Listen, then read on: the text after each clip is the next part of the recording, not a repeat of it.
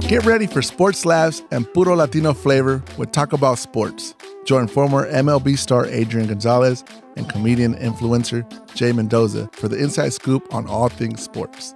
We'll break down the stats, debate the hottest takes, and take you behind the scenes with exclusive athlete interviews. Expect hilarious banners, wild sports stories, and those weird superstitions you won't believe. It's a sports podcast like no other, hosted by two chingon Latinos who bring the heat on and off the field. Adrian, how you feeling? Feeling great. Me too, bro. We're looking forward to this episode. But before we get into this episode, we got some great topics. We had some prove it moments from the previous episode. Prove it moments are where we're talking about something and then we say, oh, I can do that. And then we can say, prove it. Yeah. And so we go outside and try to prove it. So we got some cool prove it moments. So take a look and hopefully you enjoy. I don't think we owe each other any push-ups from the last one, but we don't. I think it was kind of like a tie, right? Yeah. You made the basket first shot. I mean, come on, that was lucky. Hey, so we both missed the putt, and then I beat you in the quarterback challenge. No, you didn't beat me in the quarterback challenge, though. I mean, I know you brought out the chancla like no other, but hey, perfect game. Hey, but did you think I was really gonna make that basket, though? I did not think you were gonna make that basket. You proved me wrong there. You got a good stroke. Hey, man. Hey, it's all in the wrist. It's the flick Mexican of the wrist. Steph Curry. Over the top. I shot like this, but it went straight in. Right in. I know that was pretty sick. I gotta say it.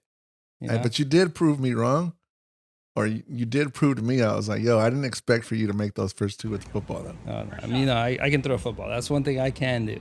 Dude, hey, this guy's pretty accurate, bro. Hey, you can play quarterback, bro. Just hey, you throw it, bro. I'll let you throw. No, we got a great episode today. Some interesting topics. Let's start with Caitlin Clark and and NCAA Women's Collegiate March Madness tournament. You know, Caitlin Clark was able to make it to the finals. Did you follow any of it? Yeah, it was the most watched NCAA sporting program, I believe, of all time. Wow. Proving that it wasn't even just women. It was just overall. 18.7. Wow. Proving that women's sports, there's a place for it because people do care. The one that believed in it most was Kobe. That's right. He said, he had his mambasitas, right? Mm-hmm. That's right. That's crazy. But this Caitlin Clark. So biggest topic, coming out of it was, is Caitlin Clark the GOAT of NCAA basketball, even though she did not win one title?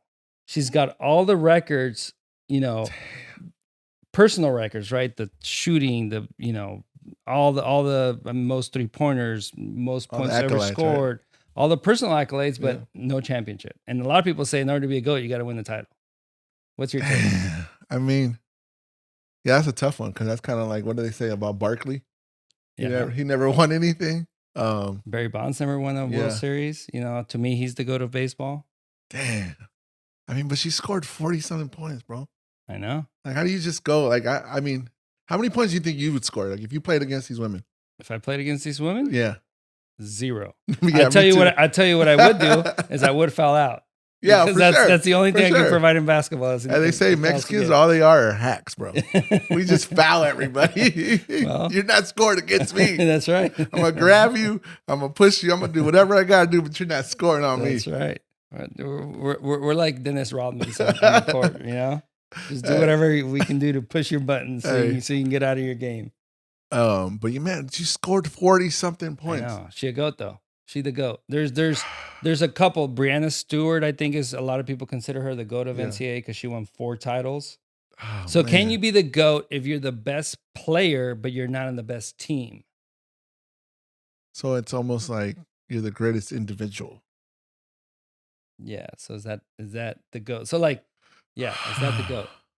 Well, let me ask you, as a professional athlete, did you feel good when you were on hitting and everyone was slumping?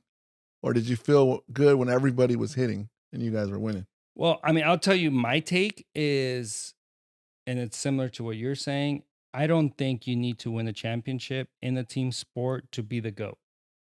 I think you need, in an individual sport, you need to win to be the GOAT. But in a team sport, because there's so many factors. Yeah. Like I said, Barry Bonds, so to me, is the best player of all time. Never won the World Series. That's not his fault that he had players on this team or pitchers on this team that didn't step up when they Yeah. needed to, Yeah. right? Yeah. Like it's not his fault, Yeah. And then you have players that get to the big leagues and sit on the bench and win the World Series and never played, a game, Yeah. and all of a sudden they're World Series champions. So Does that make them goats? you know what I mean? Like winning a championship in a team sport. Obviously, being a great player, you can help elevate your teammates to create the atmosphere around to help win a title. Yeah. But winning a World Series does not, define GOAT status, in my opinion. Well, I'm gonna say, because I mean, she used to talk to Kobe, right? Like Kobe used to I think she practiced with her. Like he was practicing with Kobe. Yeah. And to me, Kobe's the GOAT. So who's the Okay. GOAT? In basketball, Kobe's the GOAT to me. Okay.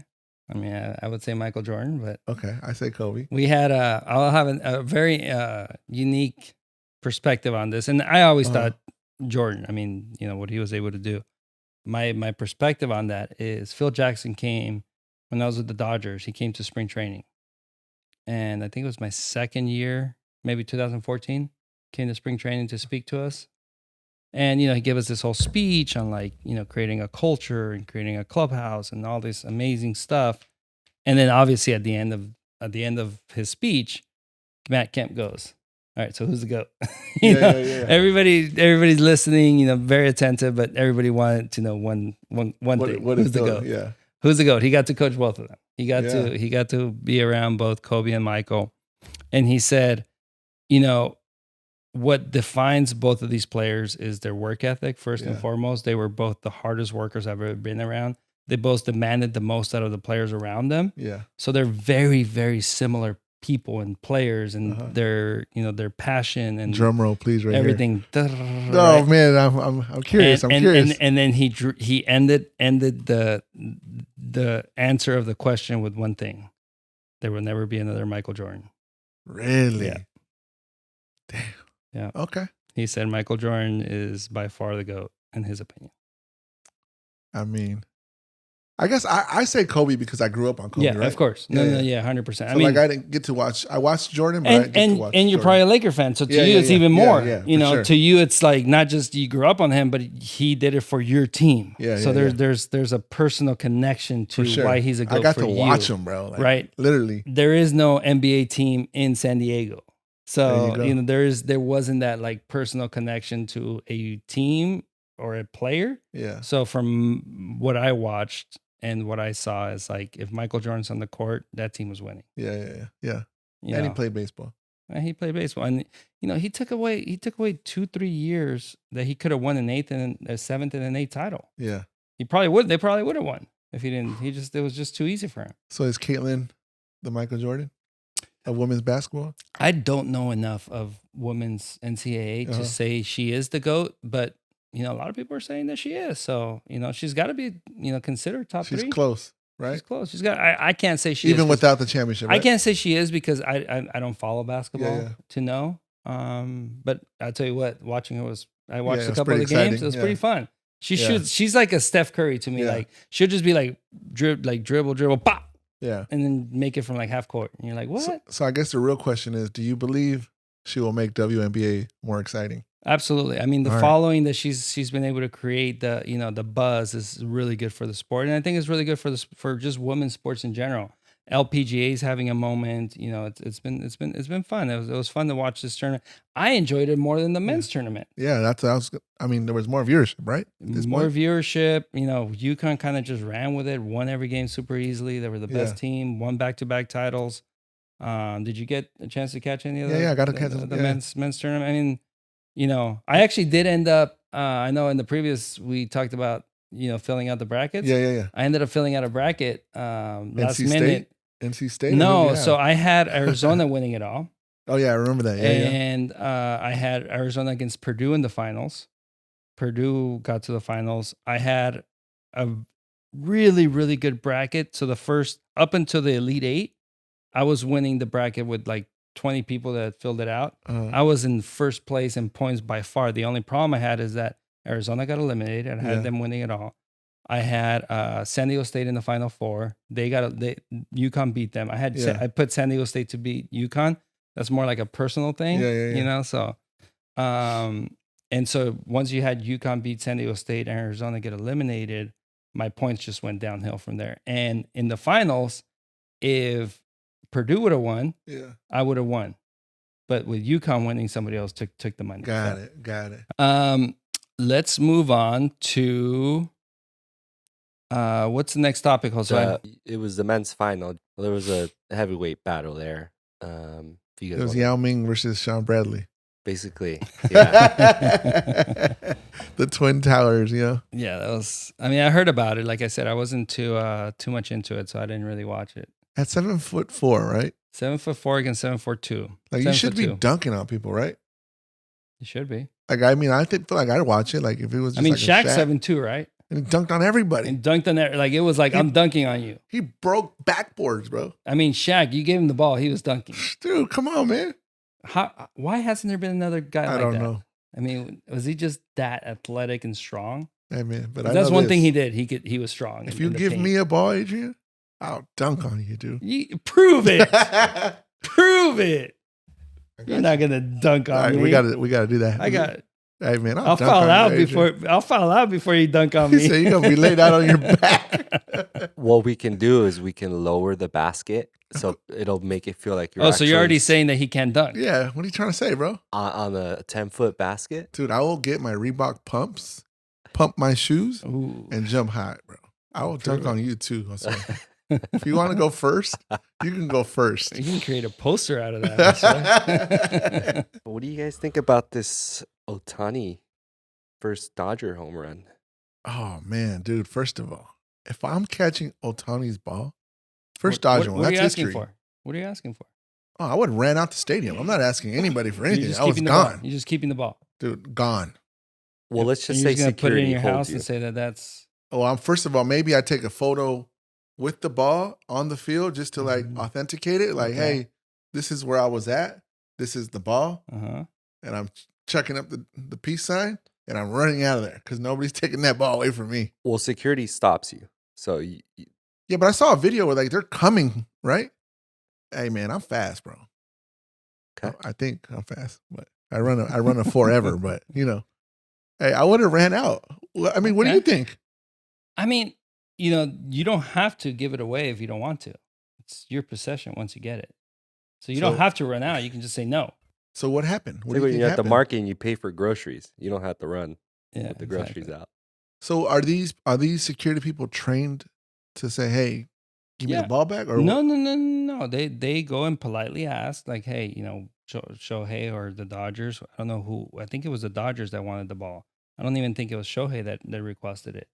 And so they said, the Dodgers would like to, to politely ask if you're willing to give up the ball. But they said it was for Shohei that he wanted it. Okay, well, I mean, so then they ask her, and usually they'll bring the person. In the past when I've asked for a ball, my 1,000 RBI was a home run, and I asked for that ball. My first big league homer, my first, the different first. You ask for the ball. Yeah. You're like, hey, can I get that ball? I want to keep it, right? And so they go and they find the person who has it. And they bring them down to outside the clubhouse, and then you go meet them. You shake hands, you take a picture, and then you're like, "Hey, what would you like?" And then the negotiation starts, right? Ooh. And this is like if you get a person that's good at negotiating, then you're like, "Dang!" You feel like you're at the border. Imagine if it was me that caught that ball, Adrian. You feel it. Let me Google how much you made. You remember going through the border? You remember going through the border and you get those alcancías, the little piggy banks, and then you go like, "Hey, how much for that?" They're like $40, and you're like $1. Yeah. And they're like 39, and you're like 2. Cinco. And then you end up buying it for like $5. Yeah. Yeah. So like you start doing negotiation. Especially as you get closer to the border. Exactly. They're just they just want to get rid of it. Jay, so what would you have asked for? Man, I guess in my mind instantly right now, it's got to be worth 50, 100, right? That's a good question. I mean, I'm sure some person in Japan would probably pay a lot of money for it. We didn't even think about that. They'll pay a lot of money for it. Japan could really pay a lot of money for it. Yeah. So the question is, do you look for a buyer in Japan or a Dodger fan? Of course. Or do you ask Shohei for season tickets? That's what I would ask for. Or Two dugout season seats. tickets for the rest of his contract with the Dodgers for 10 years. Ooh. Or Yeah. do you ask for, memorabilia from teammates? Or do you ask for Unlimited beer. Exactly. Like, you can ask for whatever. It's a negotiation. Yeah. Right? Man. Hey, if I could get Shohei, bro, like if you give me your phone number and season tickets for the rest of your Dodger career. Okay, that's my question. Why would you want his phone number? Because I could be like, hey, Shohei, what you doing tonight, bro? Oh, all right, cool. I'll be over there. He's going to give you that phone number that people do when they're doing like these texts where people just send in questions. It's not really their phone number. Hey, man, but it's going to make me feel good. You know what I'm saying? I got Shohei's number. Look. Yeah, season tickets sound like I think that's a fair ask. For the rest of his career. Like season tickets, it doesn't have to be like dugout club. It's just season tickets for the next 10 years. Have you ever sat in the pavilions, Adrian? I have. Man, that's the best part right there. Growing up, we would get these tickets called the Tony Gwynn tickets in San Diego at Qualcomm. And you would sit just above right field.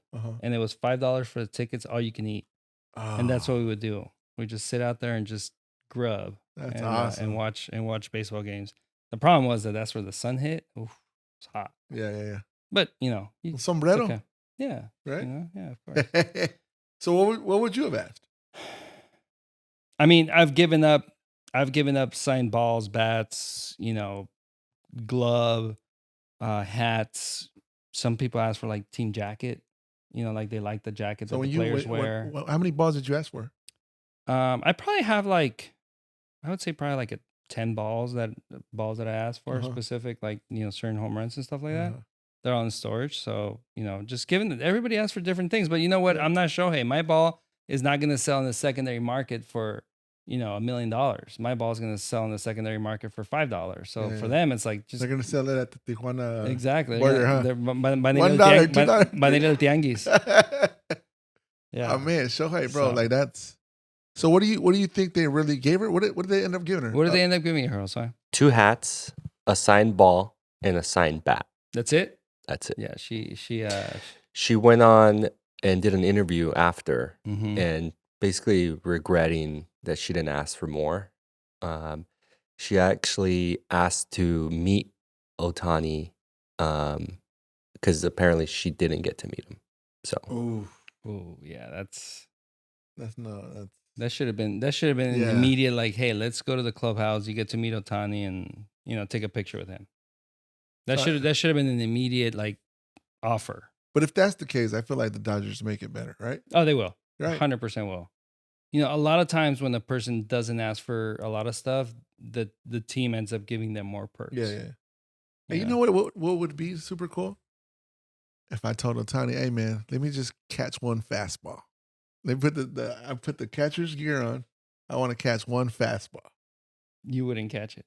That's what I'm saying. Like, I want to be able to say, can I catch it or not? And if I do catch it, we'll see if we can make that happen. What about one at bat? Ooh. Versus Ohtani. Well, the problem is we would not be able to make happen. Yeah. That's because Shohei would not get warmed up to pitch to just How bad does he want that ball though? Right? Yeah. How bad does he want it? Well, yeah. I mean, I'm saying we could potentially make you catching Ohtani's bullpen happen, but just step in for one. Just step in for one. Yeah, step in for one. Sign a liability waiver and see what happens. Dude, how cool would that be?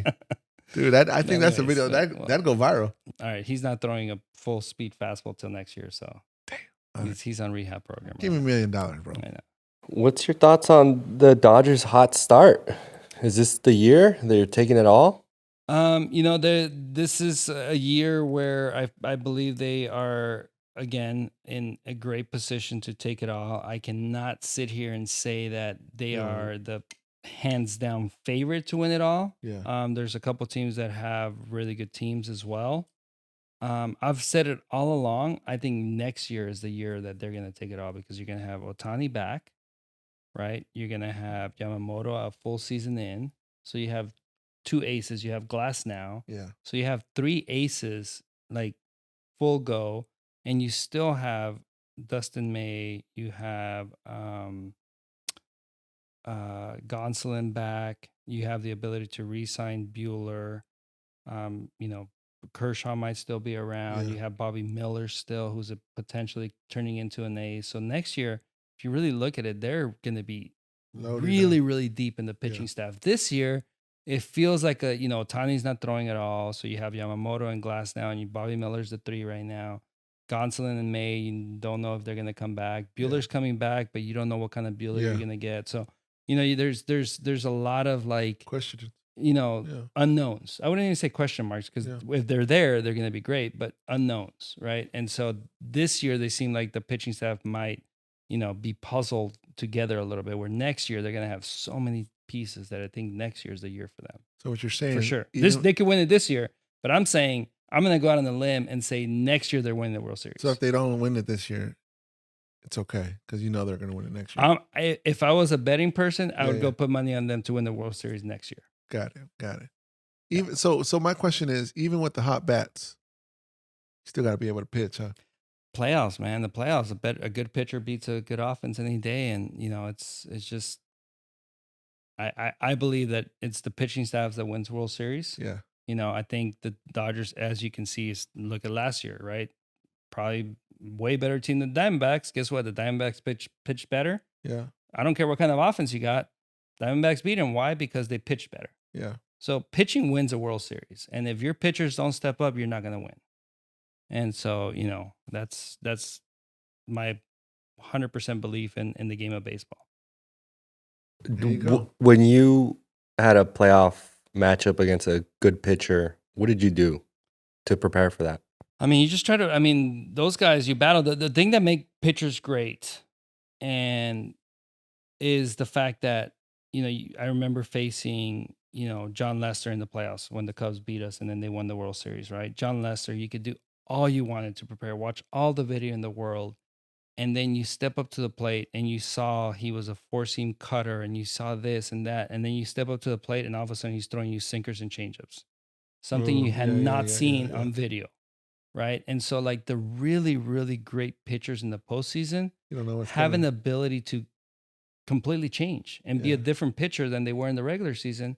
And that's makes it impossible to prepare for that. Yeah. Right. And it's almost like, hey, I'm going to go 4-seam cutter, curveball, which was John Lester. My first at bat against him in that series, I get a base hit. I don't see a 4-seamer, a cutter the rest of the game. I just saw sinkers and changeups. I just see sinkers and changeups the rest of the way. And that's what makes really good catchers and pitchers in the postseason. At that time it was David Ross catching. And, the Giants won those 3 World Series. And everybody wants to talk about the pitching. And, a lot of people forget to talk about Buster Posey, how he's sitting there watching and analyzing and changing it up. And, the report can say one thing, but what he sees behind the plate and what he feels, and he's looking at that hitter and he's analyzing. Same thing with Yadi Molina. Why did the Cardinals win a lot in the playoffs? Because Yadi Molina could see these things happen, and the pitchers trusted him. That if he was like, hey, I know you're a 4-seam guy, but right now I need you to throw me a 2-seamer, they were like, okay, I'll throw it, and they trusted him. Yeah. Right. And so that's the thing that separates, to me, in the playoffs, the really great pitchers and catchers. Is that's who wins. To me, that's who wins the World Series. It's not necessarily just the names on the list. Yeah. So you say the catcher is like another head coach. 100%. And the pitchers have to trust it. You can't just have a written game plan and follow it, because if that pitcher, for instance, doesn't have that pitch that they're going to use, then he needs to do something different. Because if not, you're just going to keep throwing the same pitch that's not working. Yeah. You have to be able to adjust. Like every game, they talk about baseball is such a chess match. And if you have a game plan, but the other team knows your game plan, guess what? You got to try something else, right? Yeah. And if you don't have the ability to try something else, you're just going to be stuck in that same move, and the other teams already know what you're doing. Game of baseball. That's right. The Masters. What do you guys think? We're switching from baseball to golf. Yeah. That's like my sports career. I went from baseball to golf. I got to catch up to Adrian now. Okay, so I know you don't know a lot about golf, and I got to take you on the golf course. But the Masters is coming up, one of the 4 majors, which a lot of people say is the best major out of the 4. Some professional golfers will say otherwise. They like other majors. A lot of them like the Open. A lot of them like the U.S. Open. But Masters is a tradition, and there's a tradition. And John Ram, who now is in Live Golf, won it last year. So there's a couple topics that we can talk about here, which is to me are a lot of fun because I love golf. Look at it. So one is the first one is Uh-huh. the previous champ gets to host, and I don't know if it's all the previous winners or everybody that's on the field. So they host all the previous master winners, right? And they have a dinner, and he gets to cater the dinner. He has to pay for it, but he has to cater it, right? So John Rahm is bringing, from what I heard, he's bringing in Jose Andres, the really famous Spanish chef, you know, and he's doing a full Spanish meal, you know, paella and jamón ibérico and like all the tapas and all that amazing stuff. Making me hungry over right? here. I know, right? Yeah. That makes me hungry too. So part of that is the players that are there, or the previous winners get to eat that, or they get to order from the menu. They can order whatever drinks they want. You know, they can order cigars. Apparently, they can do whatever, and John Ram will pay for it. So, first question to you, and I'll do a follow up. If you were to win, what would you cater in? What would you have for dinner? Dude, I'd bring my favorite spot at the corner, an al pastor. You know, bring it. You see it spinning. And I'd have some tacos, bro. So have some tacos? Imagine, like, dude, I get to bring all these guys tacos. I know. Un taquero. Okay, so you do tacos. I would do Mexican as well. I would do tacos, ceviche, like mariscos, and tacos, and like all kinds of Mexican, like bring in like, you know, some of the best Mexican chefs and just do this amazing, not high-end Mexican, like street, but like legit street. You know what I mean? We bring torta over here too, right? So they can have tortas. My first part of this question is, why wouldn't players be like, hey, if I win, I'm going to do this? So then other players are like, I want to have that for dinner. Yeah. You know? And then they let him win. But the other part is some players that don't like the other player will just order Which up. is pretty common within sports, right? Yeah. So now that Ram is on LIV, do the PGA players that have won make sure that they run up that bill to like $1 million? I'm pretty sure just in spite, right? Like, hey, you were a PGA player when you won. Yeah. You left. Now we're gonna make you pay for it. It is what it is, right? All the Yamasaki 24 you can get out there. Oh my god! Hey, how would you run it up? What would be some things that you would order? Definitely a ton of Yamasaki whiskey until I couldn't have any more whiskey. How much is that whiskey? Well, the Yamasaki, I don't know if it's 21 or 24, but they're like a couple $100,000 a bottle. Wow. Yeah. Hey, so you know what my mom used to do? She used to take Tupperware. So I'd take my own Tupperware over there. Pa llevar. Pa llevar. Porque en la casa no hay comida. No, definitely a ton of Yamasaki. What else? Hey, man, do you know how good that food is going to be, though? I'd just take, just platos pa llevar, bro. Yeah. Petrus. Bunch of Petrus wine. They say that at Augusta, they have the best wine selection. Order a bunch of Petrus. Man, everybody just have a bottle in their own hand, huh? Yeah, just imagine just ordering Petrus. Keep bringing it. Keep bringing it. Hey, so at what point do you think he starts to get like, dude, like, you can't buy no more, bro? You can't. You can do whatever you want. They got to use the black card, huh? Unlimited. Did you look it up? Well, there's a Yamasaki 55-year-old single malt. Yeah. That went for $934,000. Yeah. Where's this being shipped from, bro? Japan. Japanese whiskey. Straight out of the volcano or what? You got to go inside the volcano to grab it. Yeah. So, you know, the field this year is interesting because you have Scheffler, who's been on fire. You have Rory, who's never won. Yeah. You know, I'm sure he's going to, you know, he's been kind of, this last tournament, he did really good, but he's kind of like in that like middle where he hasn't been top 5, but he's been top 10 in a lot of these tournaments. Plus 1,000. For Rory? Yep. Yeah. So you have Scotty Scheffler plus 500, Rory plus 1,000, John Ram to repeat at 1,300, Koepka 21, Spieth 21, Salatoris 21, Hovland 21, Schauffele 24, Aberg 24, Cantley 28, Thomas 28. Honestly, like if I was a betting man, I would just either go Scheffler, Rory, or Matsuyama. I wouldn't bet on anybody else. Who's gonna win it, Jay? Who's gonna win, Jay? Tiger Woods? I'm gonna go with fucking Juan Rory. Juan Rory's gonna win it all. No, I'm gonna take Rory. Rory? Why not? I like it. He hasn't won. He hasn't won. I know. Maybe he has a chip on his shoulder and he's like, "Yo, I'm winning it." Yeah, I mean, I don't know how, like good odds. Wanting to win something so bad sometimes makes it so much harder to win. It's like trying to hit a home run. Huh? Yeah, it's just like, when you want to make things happen, they don't happen. It's like, like the fans a lot of times want players to care so much so they do better. But in reality, when you care so much, to me, there's only one sport that I can think of that when you want it more, you can make it happen. And to me, that's football. Yeah. Because you can actually or wrestling or like these things I was almost thinking boxing too. Like maybe boxing where you can tic-tac-toe. Tic-tac-toe, I guess I'll say. Where you can actually outwill somebody. Yeah. Right? In the sports where it's more about hand-eye coordination and being relaxed and being loose and technical, you need to be relaxed. You can't tense up. Yeah. The minute you start tensing up, you don't do well. Yeah. And so to me, it's like golf is one of those where if you're I gotta hit it straight, you just and you can't I feel like when you're hitting a golf ball, it's not like, how they say oh, just hit it as hard as you can, which is not. It's the opposite, right? It's the opposite, yeah. Let the club do the work, right? Exactly, yeah, exactly. So that's how you know I'm a good golfer, guys. Do the club, let the club do the work. There you go. How far can you hit a drive? I've hit one before, honestly. It went backwards. No, I'm not lying, dude. I hit it and it went up and it went backwards, dude. I don't know how that happened, but it happened. I don't know. What were you using, a chancla? Dude, I don't know, dude. Hey, how far can you hit it though? If I get a hold of it in the right conditions, I can hit it over 300 yards. Can you prove it? 100% can prove it.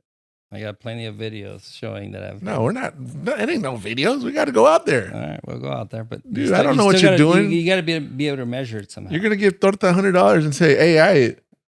Yeah, you're gonna just go. Shh. All right, prove it. We'll figure out a way to prove it. Yeah. You look a little nervous now. I'm not nervous. Okay. I can hit over 300. Take us home, Jay. All right, man. Hey, thank you guys for joining. Until next time. Until next time. Peace.